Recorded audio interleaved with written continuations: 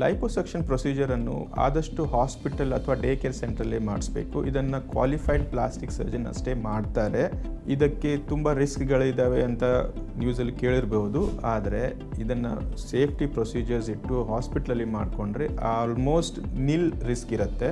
Operation ಆದಮೇಲೆ ಕೆಲವು complications ಇರುತ್ತೆ. ಕೆಲವು ಸೀರಮ ಅಂತ ಹೇಳಿದ್ರೆ ನೀರು ಒಂದು ಕಡೆ ಕೆಟ್ಟ ನೀರು ಸೇರ್ಕೊಳ್ಳೋದು, ಇಲ್ಲ ರಕ್ತ ಬರೋದು ಇದಿರುತ್ತೆ.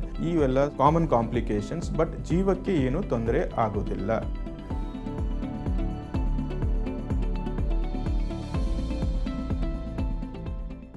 ಲೈಪೋಸಕ್ಷನ್ ಪ್ರೊಸೀಜರನ್ನು ಆದಷ್ಟು ಹಾಸ್ಪಿಟಲ್ ಅಥವಾ ಡೇ ಕೇರ್ ಸೆಂಟ್ರಲ್ಲೇ ಮಾಡಿಸ್ಬೇಕು. ಇದನ್ನು ಕ್ವಾಲಿಫೈಡ್ ಪ್ಲಾಸ್ಟಿಕ್ ಸರ್ಜನ್ ಅಷ್ಟೇ ಮಾಡ್ತಾರೆ.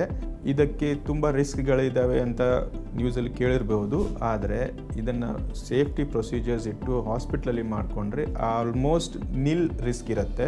ಆಪ್ರೇಷನ್ ಆದಮೇಲೆ ಕೆಲವು ಕಾಂಪ್ಲಿಕೇಶನ್ಸ್ ಇರುತ್ತೆ. ಕೆಲವು ಸೀರಮ ಅಂತ ಹೇಳಿದ್ರೆ ನೀರು ಒಂದು ಕಡೆ ಕೆಟ್ಟ ನೀರು ಸೇರ್ಕೊಳ್ಳೋದು, ಇಲ್ಲ